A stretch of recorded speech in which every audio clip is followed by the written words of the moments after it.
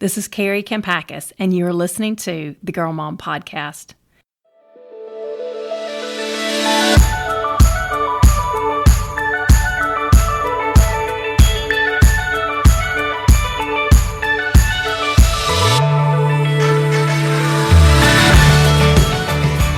Welcome, friends, to the Girl Mom Podcast. This is Kari, your host.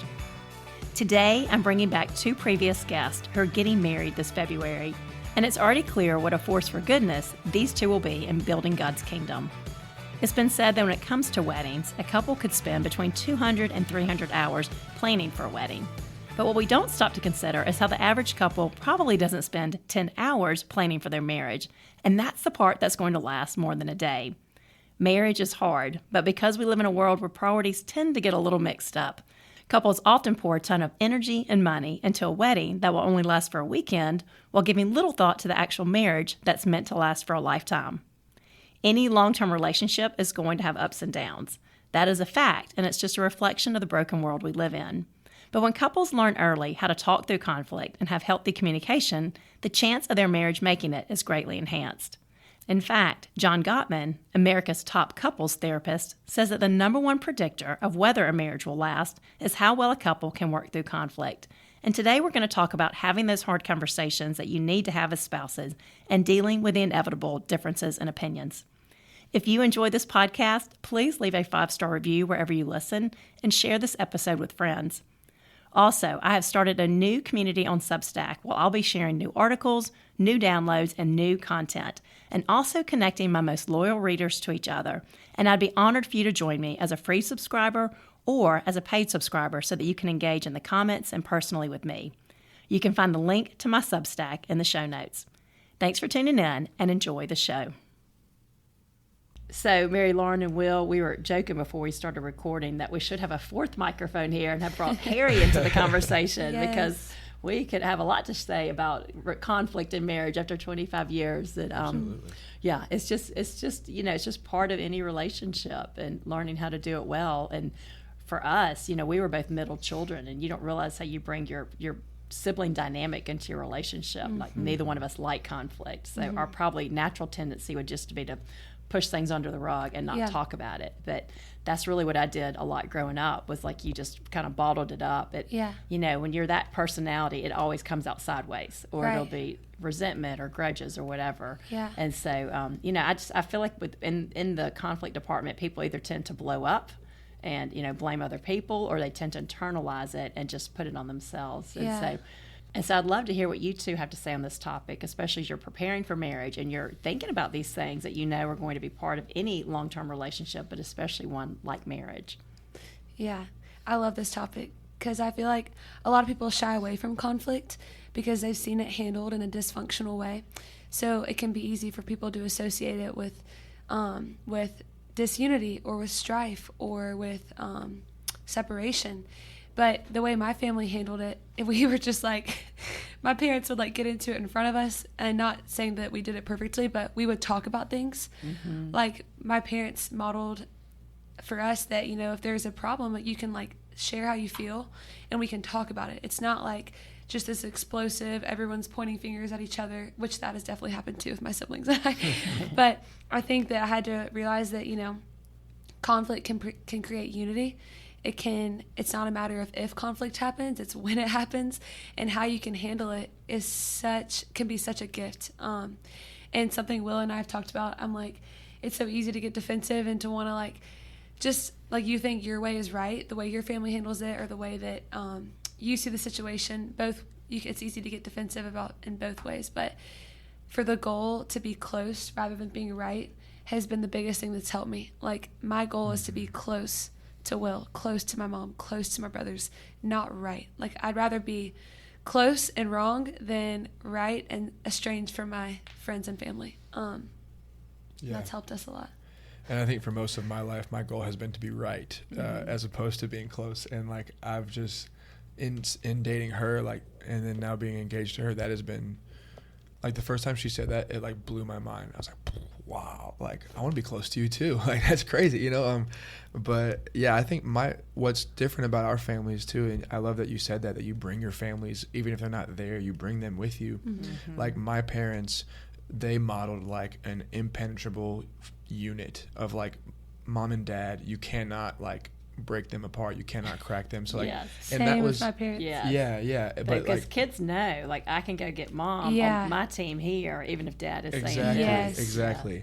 And so the way that they did that was like they handled conflict among themselves, and like so we didn't see it as much. And not that that was wrong either, but it's just like they chose to like do that in private. And and so and now us being together, obviously we have like been brought up differently, but we've never experienced conflict though, so exactly, yeah. Whenever it happens, it'll be perfect communication, perfect that's right. conflict resolution. But it's grown me and stretched me so much because Mary Lauren, whenever she feels something or whenever I like offend her or wrong her, she typically wants to talk about it like pretty quickly, like sometime soon.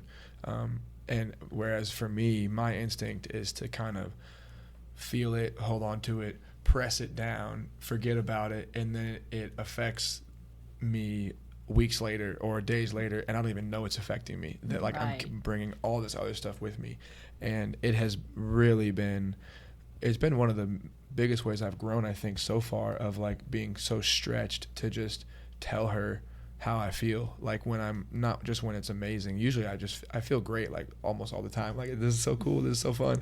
But like when I am upset or like when I am hurt or whatever, telling her that it is not my nature to just like bring it up out of the blue. And so I think that's been a really like stretching and growing thing for me.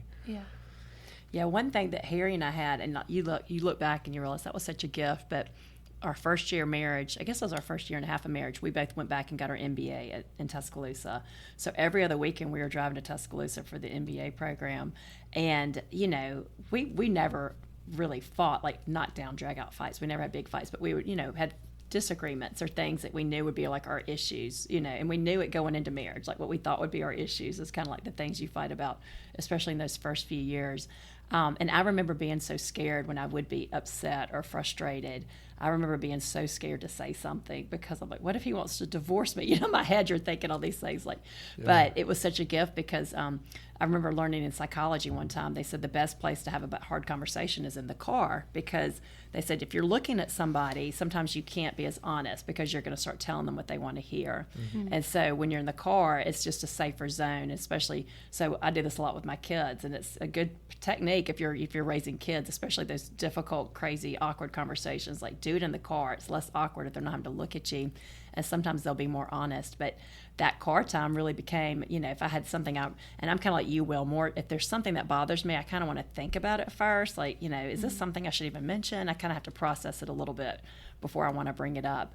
But I would like use those car times, like, okay, this is kind of bothering me, and it's so hard, but as you get more comfortable having those conversations and you realize they're not going to leave me, they still love me, and then you resolve it or kind of work through it to a point you both can get to that point, it does make you stronger. But I always thought that was a good tip, is just to use that car time. You know, maybe if there's a trip, or, you know, if you want to have that conversation, it's really difficult. Think about, okay, we're going to be in the car for 2 hours on Saturday. Just praying about the timing of the conversation can sometimes make a difference. And because Will and I are wired so differently, you know, I'm the kind of person, if something's wrong, I want to like fully acknowledge it, fully talk about it, and then move on. Like, there have been so many times we have a hard conversation and I like completely forget about like what we just talked about, feel nothing but joy in my heart, you know, but like sometimes things could like linger, you know, in Will's heart and mine, and I could have said something that like offended him or hurt his feelings. Like, I can be pretty insensitive, and knowing Will now, like I had to learn this while we were dating, is like, it's healthy to bring things up, but I could be more gentle about it, you know, like I could wait a little bit longer. I try to be prayerful. I'm like, Lord, is this like gonna be life-giving to us and to him, or is this something I should just like die to myself, you know, like it wasn't that big of a deal. And that's something that the Lord will lead you on, and there are 90% of the time it's something I just need to die to myself and be like, hey, or like once I've already settled it with the Lord, being like, hey, Will, just letting you know that bothered me, but I know like this was your heart. Like just asking the question, like, what's at the heart of that? We've talked about that before, Miss Kari. Yeah. Just knowing like, okay, Will's heart for me is pure. You know, like all he wants is the best for me, like in no way is he trying to like embarrass me or and I know that, like I have not one doubt about that in my mind. And it can be easy if I've noticed something that seemed a little bit off color. It can be easy, like I guess for it to feel accusing of like I'm accusing you of like not just doing this but being this way. Like that's when you have to be careful. It's like, well, like I'm so grateful for the way you blank. In this one moment it kind of seemed like this, but I reminded myself like that wasn't your heart, but I just wanted you to be aware. Like there's such a difference, like accusing someone about who they are and then something they did that like did not agree or align with who they are.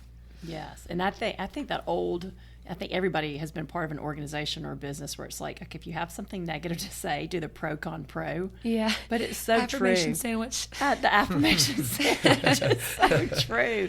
But I'm like, I've been sharing this with girls. Okay, like, say your friend hurts your feelings or she teases you in front of people, whatever. Like, yeah.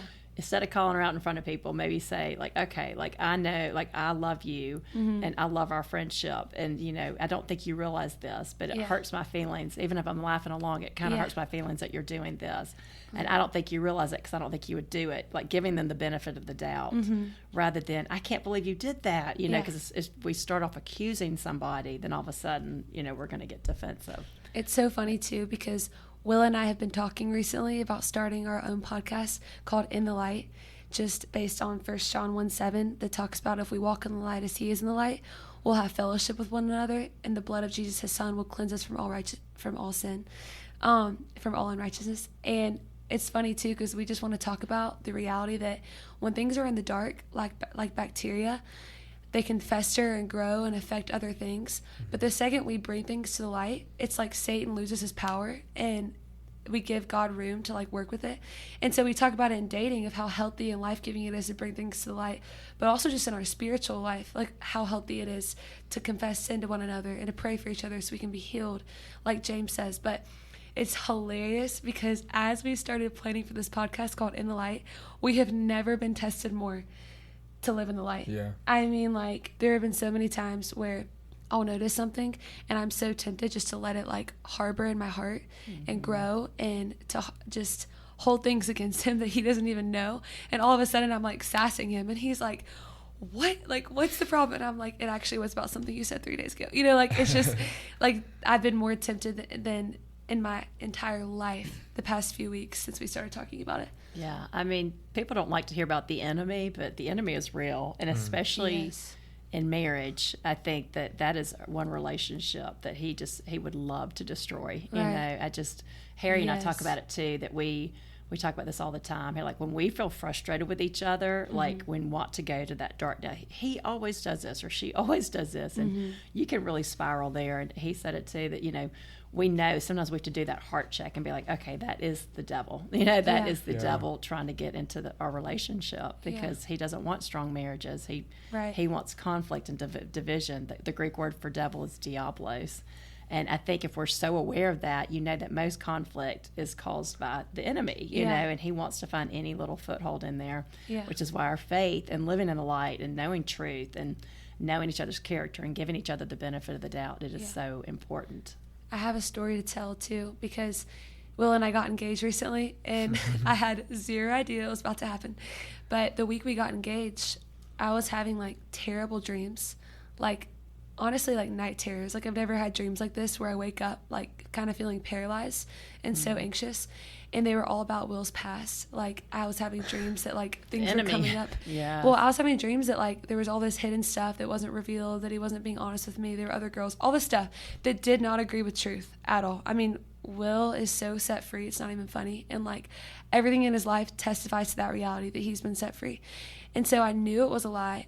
And again, talking about spiritual attack, but not believing those are real doesn't make them not happen, but I also know that we have power to trample on snakes and scorpions and to overcome all the power of the enemy, that he's given us authority, that no weapon formed against us will prosper, that the one who's in us is greater than the one who's in the world. Like there's no fear, because like you said, perfect love casts out fear. And we have all the authority. Jesus has all the authority in heaven, on earth, and under the earth. And so I say all of this under that covering. But I told Will the Friday night before we got engaged, which again, I had no idea we were getting engaged the next day.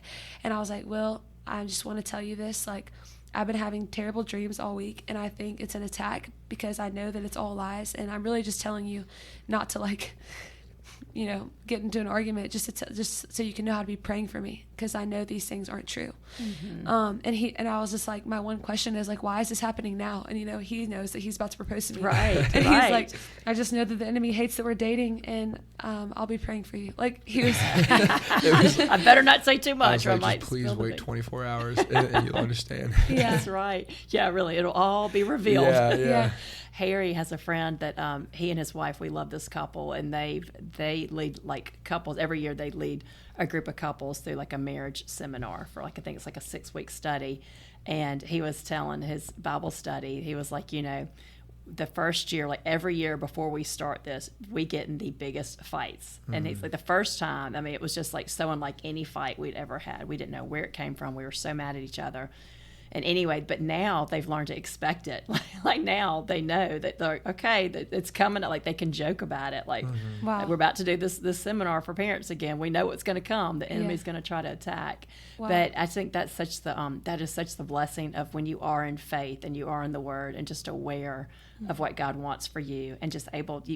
I mean, it's work. Faith is hard work because you've got to constantly re-script that narrative in your head, and you've got, especially the story we tell ourselves about other people, and it's so easy to go down that road. Well, she knew this, of course he did this on purpose, or he's not telling me everything. Like all of these things is, you know, it's not from God.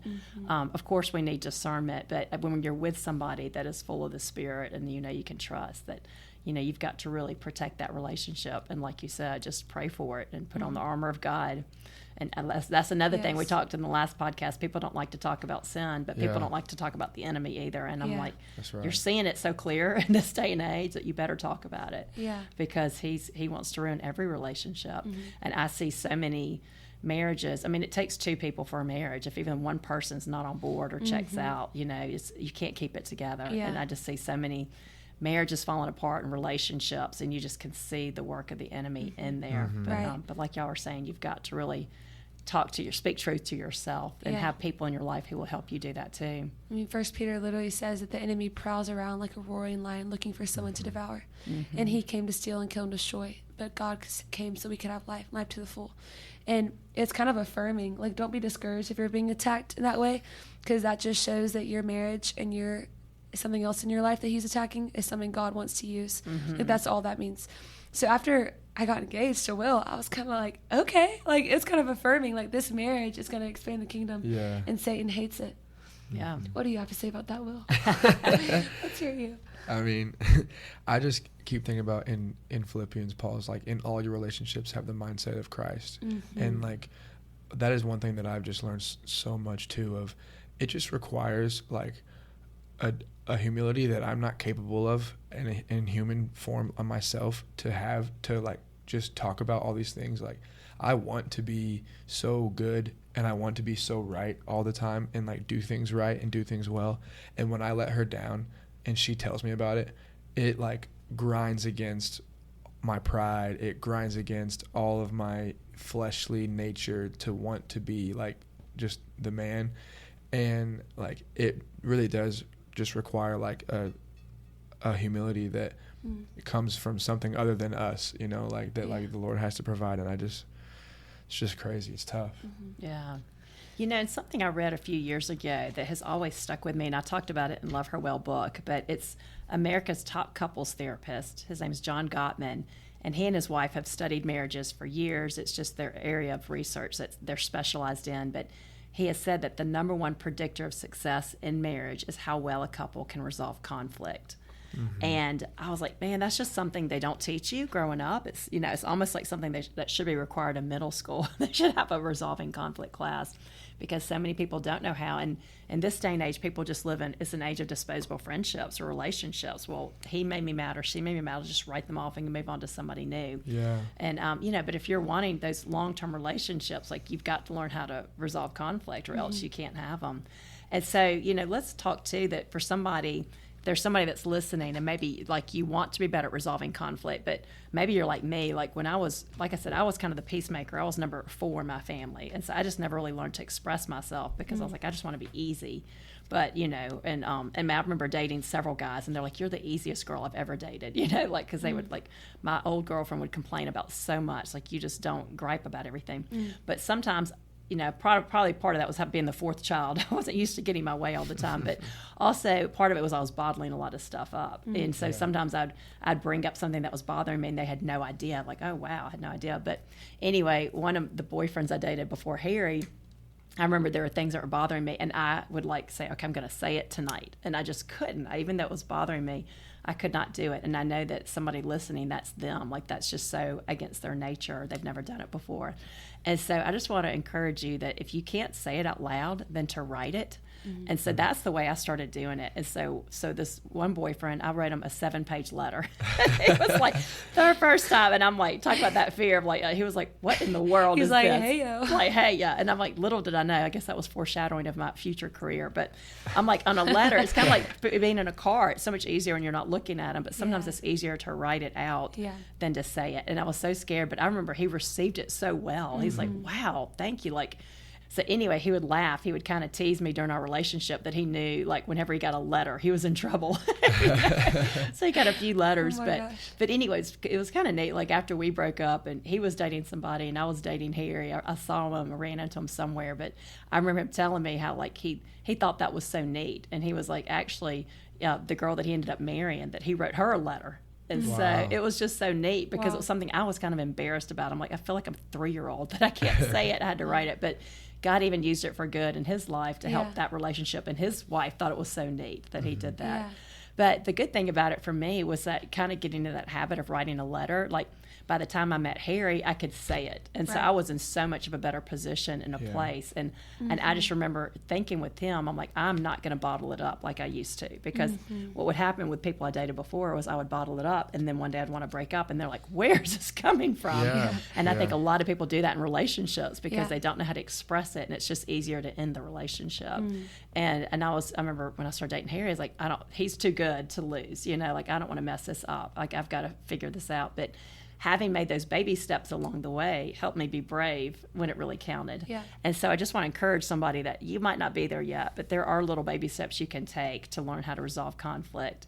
And, you know, it might be for you that you write better than you can think, like me. So, and, you know, especially with your child, or if your child wants to tell you something and they can't say it, that encourage them to write or encourage them to journal. I just think it's a good way to get started and having those discussions that are difficult, but that really can enhance a relationship. Yeah. You go. Well, and I just, like, when you're thinking about, because I'm that way, I'm like, oh, I don't know if I want to bring this up. I don't know. I think it's also important to remember that it's not 100% on you, like, for it to go well. You know, like, when you bring it up, it's also on the person receiving it to, like, show grace and to, like, be able to receive it well. And it's a relationship. It's a two-way street. And if it might not go perfectly, but it also might not be your fault if it doesn't, you know? Right. Yeah. And, like, I love you, Miss Kari, because you never complained or were nagging. So when you did have something to bring up, it was like he took you so seriously. Like, wow, I need to, like, look at my heart. And, like, a practical step for everyone listening is before you acknowledge someone or, like, confront someone with something that's bothering you, like, let the emotions die down before you do it. Like, take a step back, give it time, and pray. Like, ask God to search your heart. Like, I always pray that. Lord, search me, test me, know my anxious thoughts. First, see if there's any offensive way in me. Show it to me, and then lead me in the way everlasting. Because then you can, like, go to your boyfriend or spouse, whoever it is, and say, first of all, I just want to say sorry for this. Because I'm sure that affected the way you did this, which actually really hurt me. And there's just such a grace over that conversation. Because, like, what you have to say is important. And before, you know, just first things first, like, God is the only one who will never let you down. So, like, if you're holding this person you're dating to the standard of, like, he's never going to let me down, you will be disappointed. But when your hope is in the fact that God will never let you down, conflict conversations can actually just be, like, so life-giving. Because it's, you're not, like, shaking with, like, sadness and, like, you're not devastated because he isn't perfect. You're, like, you know the only person who is perfect, and he loves you completely. And then you can tell this person lightly, hey, like, this rubbed me the wrong way. And all of a sudden, you end the conversation with, like, why do I love you more? Like, it's like what Will said, it's on both people to handle it the right way. That's so true. And if you bring something up to someone and they respond in just, like, complete, Like, how could you ever think that? You're so selfish. That's not on you, because how you feel is valid.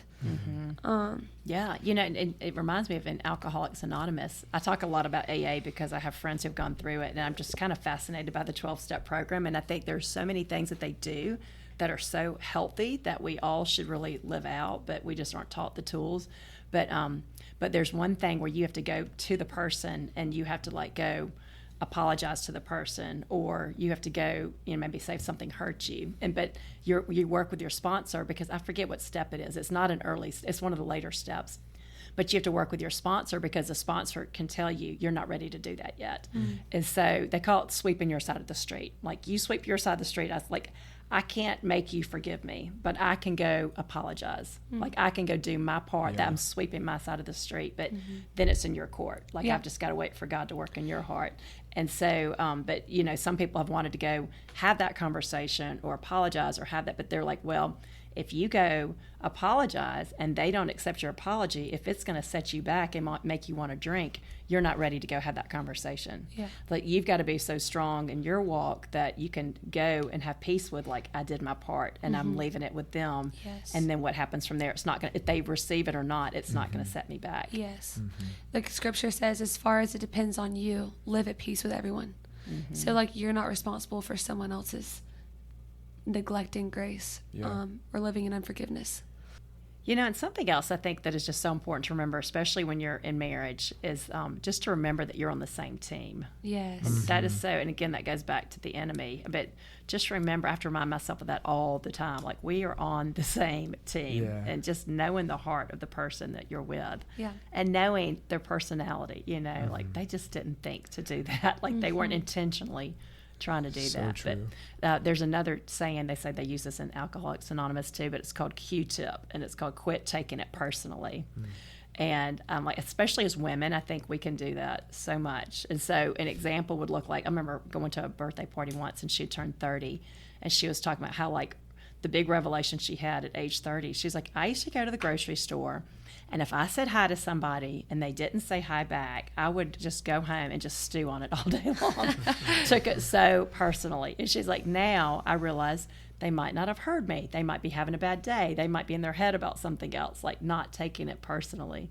But I just think, like, those little things that we do in our life and our heart, just to not be so offendable. Everybody so gets offended over everything, just to give people the benefit of the doubt when possible. You can't always do that, but when possible, it's just going to help you have those relationships. And also, I think, well, if I want people to give me grace, then I better be showing some grace to them, on those days that I'm off the rails or I'm having a bad day or I lash out or whatever. If I want that grace then I better be showing it in my life too. You just said it, and I find myself all the time when we are dealing with conflict, just having to say, like, to remind myself and telling her and just saying it out loud, like, it's better this way. Yeah. Like, it's better this way to work through it. And it, it just really does breed, like, more intimacy and more, like, just, like, care for one another when you work through those things, and you do get closer, and it's better to work through stuff like that than to just hold it in, It's so funny. Like, we'll be so frustrated with each other, and his eyes are closed and his fists are clenched, and he's just like, it's better this way. It's like he's, like, convincing himself, like, Lord, is it better this way? It's actually really sweet. And also, like, we've never had, like, a huge blowout, but we've had, like, now that we're engaged, it's just funny how, like, things have come up where you're like, wow, like, all of a sudden there's this heightened level of intensity to it, because it's not just playtime, silly, like, dating. Like, you will be my husband. Yeah. Unless God comes back to earth and says, do not marry this guy. Like, it's going to happen. And that's so exciting. Doesn't it sound exciting? It really is. But, Miss Kari, you made me think of something, Ephesians 6, that says our battle is not against flesh and blood. That's something I have to remember all the time. Like, if I ever think, and before Will, I mean, like, if I was ever resenting someone, like, so deeply to the point that, like, that was what I was thinking about more than, like, the Lord or the enemy or myself, I'm like, okay, I am sinning right now, because he promises us that the battle is not against flesh and blood. It's against the rulers, authorities, principalities, spiritual forces of evil in the heavenly realms. So I think saying what you said, in other words, that we're on the same team and we have the same enemy. Like, the one. Yeah. Oh, I didn't mean to cut you. I keep going. No. That was a great thought. Yes. No, like we're on the same team and we have the same enemy, and the enemy is the one who divides, steals, kills, and destroys. So if we can, I think a great tactic to handle conflict is just to join forces against him. Yeah. Yeah, I agree. And, I think about this just from a mom perspective for the moms listening. I feel like when there's a child, for a child, the easiest person to blame is your mom. That's why moms can sometimes feel like true. a punching bag, because we're the ones who are always there. Well, you didn't do this, or you didn't tell me this. Like, it's just mom is, even when you're 50 years old, you can blame your mom. Well, she never taught me this, or she never did this. Like, your mom is the easiest person to blame. So true. But in a marriage, when you're sharing a life with somebody, your spouse is the easiest person to blame. And, even whatever it is, especially, and I think this is something that I see happen a lot of marriages, and I've kind of started going down that road there too sometimes, is that if you're unhappy, just to blame your spouse and then to go there. I mean, like, an example was when Harry and I got married, I was so happy to finally be with him. We dated long distance. He was living in Huntsville. I had like my life in Birmingham, my family, my job, everything I loved. So I moved to Huntsville and I was so happy to be with him, but I had to like rebuild my life, and it just wasn't clicking like it had for me in Birmingham. Like Birmingham, everything just worked out great. And I was just struggling more in other ways, just trying to find a job and trying to find my friends. And I just wanted to move back to Birmingham. And I would cry, like, I want to move back. And at the time, they were in the beer business. They had a family business. And he's like, Kari, we are here. We did end up moving back 4 years later. But in that time, we thought we were there for a lifetime. And I would just find myself resenting him and being mad that he wouldn't do that for me, And it's just little things. Like, I just realize now I was such a baby, but God used that, like he uses everything, to help me grow up and, realize, okay, this is my home. I better grow where I'm planted and make the best of it. And by the time we left 4 years later, I loved it. I was so happy. We had our friends and we had a great life. And so God taught me so much in that period. But it is so easy to just blame your spouse, when you're unhappy. And again, you just have to fight it and remember that's not from God. But yeah, we have to have, it is good to have healthy conflict, and healthy conflict resolution. Yeah. But it does take a lot of conversation from both people, to get in that place. And Mary Lauren, you raised a great point too. And I think especially as women, I know men can do this too, but we can tend to ruminate. And my friends who work with teenage girls talk a lot about that rumination, that just those thoughts over and over and over and over. And just, when you're mad at somebody, whether it's your boyfriend or your friend, like a lot of girls get really stuck there. And when you're, spending more time thinking about that, who you hate or who's bugging you or who's annoying you, than you are thinking about God, then it's not going to lead you to a good place. And he also says a good tip for all of us is to be quick to listen and slow to speak. And like that used to be such a discipline for me. Like ever since I was little, people would say, she's such a talker. Like listening did not come naturally for me. And it's been such a discipline, like throughout middle school, high school, and college. And now, like, I want my first response to be to listen and like to seek to understand, like, because it can be easy to just like wait for someone to stop talking so you can respond. When it's like, I want to listen and like understand like where you're coming from. And then that informs the way you speak. And that is something Will is so good at. A little affirmation sandwich. That's right. I love it. It's so true. It is so true. And I think to me, it's fascinating trying to understand how somebody else thinks. And that's such a huge part of marriage, is just realizing that the person doesn't think exactly like you, or your friends don't think exactly like you. And what hurts my feelings is not going to hurt somebody else's feelings. Right. And I've even learned that raising girls. I mean, I've got 4 daughters, but their personalities are all so different. And, I had some that were sensitive and some that weren't. And those were so many conversations we had to have when they were little. Like, I love that you're strong, you're tough, but like, this hurt your sister's feelings. I know you're tough, so it would not hurt your feelings if somebody said that to you or did that to you. But it hurt her feelings, and it's going to hurt other people's feelings. And it was such a great learning opportunity, though, because it's like that's where we learn to go socialize with the world, is in our family unit. And so what we are modeling in our marriage and our homes, it's like that's what we're going to take out into the world with those other relationships. So it really does. And I even tell moms, like, sometimes we take more than we should from our kids, and I'm like, yes, we have to give our kids grace, but we also don't want to be their punching bag. Like, it's not good for them. It's not good for them, and it's not helping them, because okay, maybe right now you're the one they're lashing out at. Especially you hear about that a lot with sons. But I'm like, one day it's going to be their roommate or their spouse. Like, they'll still be doing it. You might not be the one taking it because you're not in the same house. But if they haven't learned how to resolve conflict in a healthy way, they're going to be hurting somebody else. Yeah, I think one of the things that we've worked through a lot has been not as much of like what I say, but sometimes how I say it. Oh yeah. And there's been times where my tone has been like very unkind, even when I don't mean it. Mm-hmm. And I've realized that like I've been talking like this for 23 years, you know, like to my mom or to my dad or to anybody, and like they like right, wrong, or indifferent, just have allowed it or not like said anything about it. And then I bring it into Mary Lauren, and she gets like so affected by it sometimes, and I'm just like, shoot, like what the heck? Like I gotta figure this out, you know. And it is true, like what you practice is what you will continue to do, you know, mm-hmm. and continue to, yeah. And it's hard because sometimes you'll bring things up and it'll just like cut to the heart, and you're like, oh, I totally agree. Like Will told me that. He's like, sometimes you bring things up and it's like, oh, like that's convicting. I needed to hear that. Yeah. And then there are other times when I bring something up that feels like it came out of left field and like did 7 cartwheels and is swimming over my head before it, like I understand what you're talking about.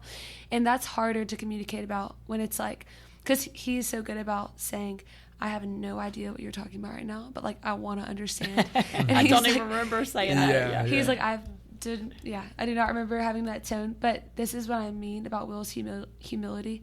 He'll be like, all right, what else? And like, how else did that make you feel? Is there anything else on your mind? Like he'll like humble himself and ask me questions to like keep me talking about how I feel. And when someone treats you like that, it's like so convicting. You're like, dang it, like do I actually have to say this? But I don't know, it's just sweet because you know when you like are thinking so much about what you want to say that you forget to listen. Like you're just like, oh, I want to make this point. Or like, oh, and then this time we did that. Like that's a good thing to say. That like it's just so freeing when someone sits you down and is like, all right, just say it. And then like, and what else? And what else? Yeah. And it's sweet that you give me so much room to process.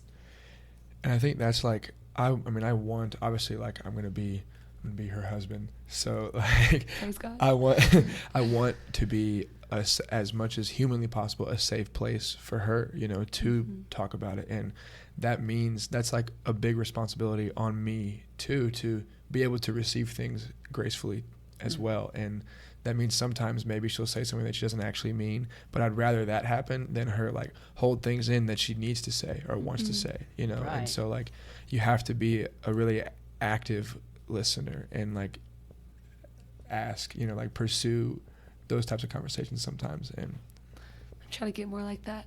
That's so good. I know. And you know, and something else I want to say too is that we're all learning, and so sometimes we say things, we don't speak the truth in love. You know, we might speak yes. the truth, but it's not said in love. Amen. We might be speaking love, but it's not really the truth. Mm. You know, like we're trying to just make them feel good.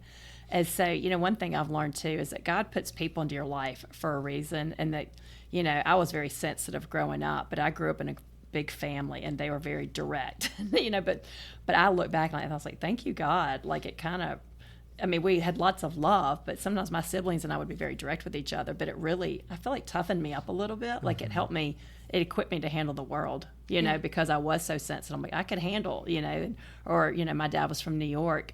And I know he's a big teddy bear, but like the guy, like a date would come pick me up and I could see his like hand shaking as he's trying to shake my dad's hand, and my dad's just giving him the look and he's acting intimidating. I'm like, who is this man? Like my dad's so sweet, but he was just intimidating, but he's just got that New York accent, very direct. Mm-hmm. But I'm like, it was such a gift in my life because I can meet somebody that's like that now and I don't automatically assume that they're a jerk. You know, mm-hmm. I was like, my dad's like my dad. Like my dad is not going to lie to you. I mean, he's very straight. He's like a love ninja, so full of love. But he's not going to sugarcoat things, and he's not going to just tell you something just because you want to hear it. But I know I can count on him for the truth. I love that. And so it's just neat how like different personalities we all. And then you know, so my mom was a softer personality and gentle. And, you know, so it's just neat how we need all those different personalities sometimes to soften us and sometimes to toughen us up. And even if somebody tells us something that's hurtful. You know, Harry or I might say something to each other that's hurtful, and you might get kind of angry at the moment. But if your heart is open and you're letting God, you know, in your heart, and you're, you know, say you've had conflict with somebody, you're like, God, okay, reveal to me what you want me to learn in this situation. Mm-hmm. Sometimes you'll realize, like, ugh, I hate to admit it, but they're actually kind of right. You know, like that's sometimes how we help each other in our walk is that we say those things. We might not say it perfectly, but it was something that needed to be said, and just like trust God's going to work in their heart, even if it didn't go over great. it might be something that needed to be addressed or conversation that needed to be had, and 3 weeks later that person's convicted because they're like, once I really thought about it, I've realized you were right, even though I was mad when you told me that. Yeah. And again, it's like the line of, there's sometimes you just need to die to yourself and like get over your pride, get over yourself. It's not all about you. But there are other times when you do need to bring something up that hurts your feelings, and just remembering that like when someone brings conflict up in dating, it's because they care about you. Like, it's kind of flattering when someone cares enough about you to bring something up that hurt them or that they see wrong in you. And I don't think anyone would say I am perfect and I have nothing to improve on. Like, no one would say that. But then it's like, why do we still get so offended and surprised when someone calls out something in us that isn't perfect? But that just goes to show that we all need to humble ourselves. And if you can train yourself to think, okay, if my boyfriend is saying this to me, he cares about me enough to like help me grow and be more like Jesus. And that's a blessing. It shouldn't be a hindrance or an offense. It should be we should view that as a gift. Yes. And there's some Tim Keller quote, I can't think of it in the complete form, but it's something like a surgeon, a friend will cut you to heal you. And I was like, there's so much truth to that. Like, that is a true friend. I mean, and that's such a test, because so many friends, like, by nature, I want to be that cheerleader friend. Like, it's you want to just encourage and affirm, but like, if you truly love somebody, if they're making a bad choice or they're on a bad road, or, you know, it might be like, I'm just going to say this one time kind of conversation, but a true friend is going to want what's best for you long term, you know, even if it means risking that relationship. Right. And, you know, that's hard to be that friend or to love somebody like that, or your spouse, but that's true love. If, like, you know, love wants what's best for a person long term. And so, you know, if we look at it that way, like, okay, is this something that really can help them, their well-being? They may not like it now, they may not appreciate it now, but in 10 years, will they look back and be like, you know, I'm really thankful she did that. Right. And even I have a friend that she, you know, had a marriage. She married a guy that she probably just shouldn't have married, but he lived in a different town. She didn't really know him as well as she thought he did. And anyway, they got married, and it was a disaster. And what she said later, after the fact, when she was telling me about it, she's like, the only person who raised a concern with me was my sister. She's like, nobody else said anything. And now she can appreciate her sister doing that, but she didn't listen to her. But now she's like, why did nobody else say anything? And she's like, of course I just got mad and I did it anyway. And then she ended up being right. And so most of us don't want to be that person, you know? And so it's hard to have that conversation where you know it's going to stir up conflict, you know? Right. And that's why I think our faith is such a gift, because we can go to God and like, God, this is going to be such a hard conversation, but I just ask you to give me the words and to help me say it, and just to work in here and just keep guiding us to help us know the next step, because, you know, we all want what's best for ourselves, but also for other people.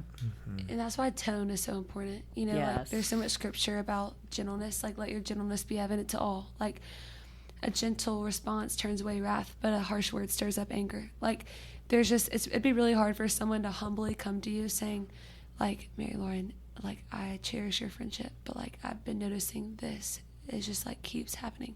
It would be really hard to be like, you liar, you selfish. Like, it'd be hard to like not respond kindly to that if she has clearly, prayerfully humbled herself out of love, approaching you with gentleness to tell you something. Like, it would be really hard to turn that person away. To not listen. Right. And I think even for that person, even if they do get upset, just know that you've done your job. Yes. You know, like, you've done what God called you to do, to have that hard conversation. To, you know, we're not called to be peacekeepers, we're called to be peacemakers. And sometimes to be a peacemaker, there might be a little conflict at the time, but God can work with all of it.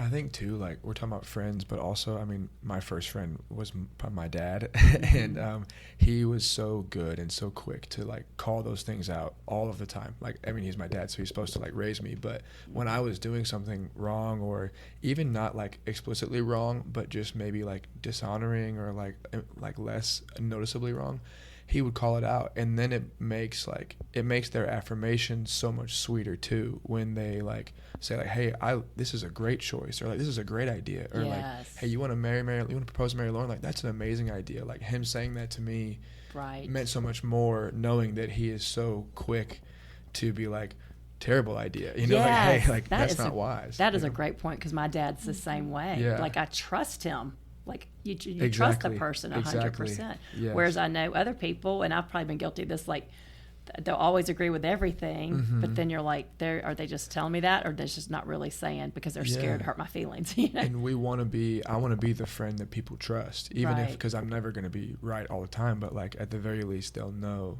that like they can trust what I say. Right. Yeah. Somebody told me that about my dad, and I think about it more now that I'm older, but when I was in college, they told me, they're like, it was an older gentleman. He was very successful, and he was like, your dad is the only person I've ever met who's the same person no matter who he's talking to. Mm-hmm. And he's like, I mean that as a compliment. I don't meet many people like that. And I'm like, well, that's the New Yorker. And I'm, but it's like, what makes you trust the person is that they're not going to lie to you. Yeah. They're Yeah. going to be honest, even if it hurts you. And sometimes it might mean, in some situations, sacrificing the relationship a little bit. That's right. But I think, again, you just got to give it to God and know that, if God is working in their heart, then it's going to strengthen the relationship eventually. Y'all, this has been so good. I think we could talk for another few days on this conversation. Like I said, I wish Harry was part of it too, because I know he would have some things to add to the mix too. But I'm just so excited for you too. It just, everything's still ahead, and just really appreciate you having this conversation as well. Thank you. You're the best, Kari. Thank you. Y'all are the best. The future Hudsons. I love it.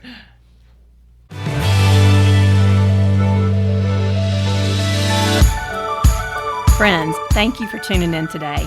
I am so grateful to have you here. And if you enjoyed this show, please subscribe wherever you listen and leave a ratings or review so that other people can find these messages too.